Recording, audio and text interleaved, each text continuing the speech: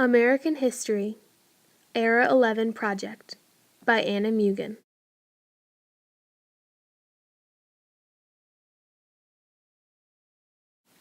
Imagine that you are running in a race and you are just about to finish when boom, your world has just turned upside down.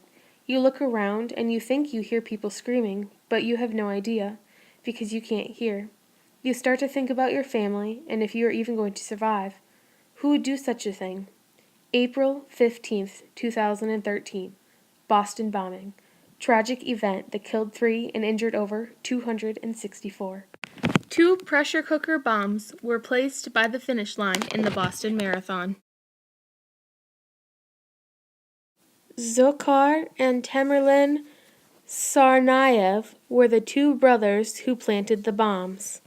They were motivated to do this by extremist Islamist beliefs.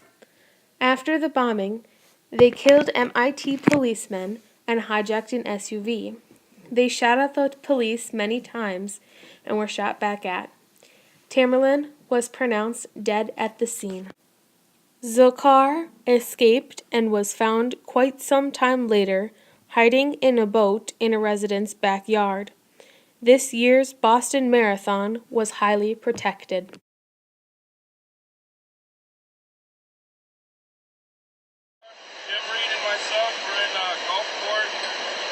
Right on the coast. We got a big storm surge coming in now.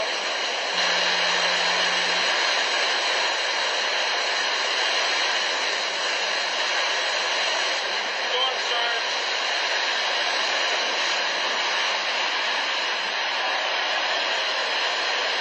Oh yeah, it's coming up now. You know what?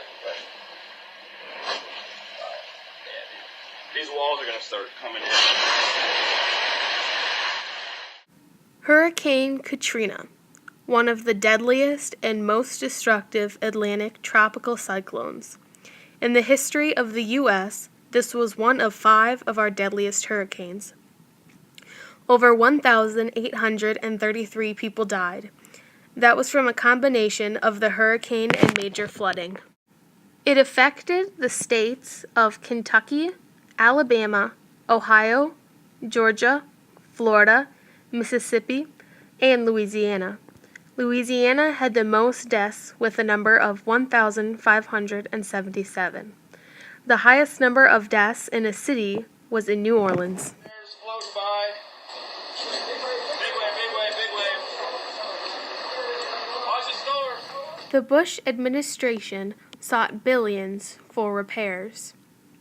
The total economic damage done to Mississippi and Louisiana exceeded that amount. Money was a struggle. No one was cashing their paychecks. No taxes were being collected. No money was being spent.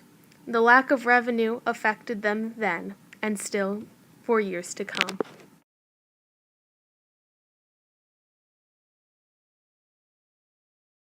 The Occupy movement was an international protest movement. The protest was against social and economic inequality. The slogan, "We are the 99%, was heavily used by protesters. It was the concentration of wealth in the 1% compared to the 99. The goal of the movement was to make economic and political relationships better. The goal was also to deal with how large some corporations had become and the global financial system. The first Occupy movement was Occupy Wall Street. It was started on September 17th in 2011. By October, the movement had spread.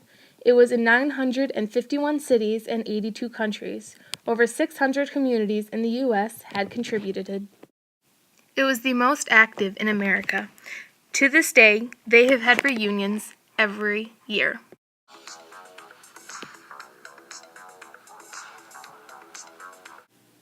Michael Joseph Jackson was born on August 29th in the year 1958. He was born in the state of Indiana in the town of Gary. His music career started with the formation of the Jackson 5. He was the youngest member.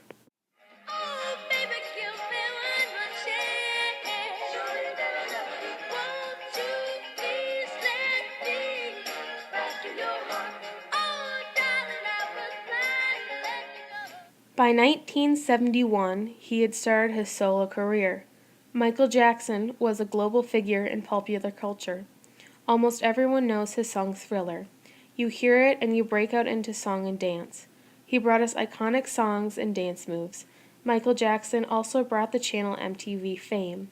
He broke down racial barriers by being the first black artist shown on MTV. His song, Black or White, also helped break down racial barriers. His death was a huge shock to lots of people. Many people were sure that his death wasn't natural.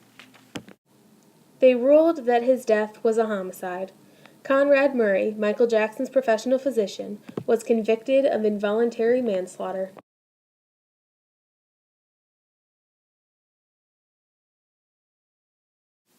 Bill Clinton, the second president to ever get impeached.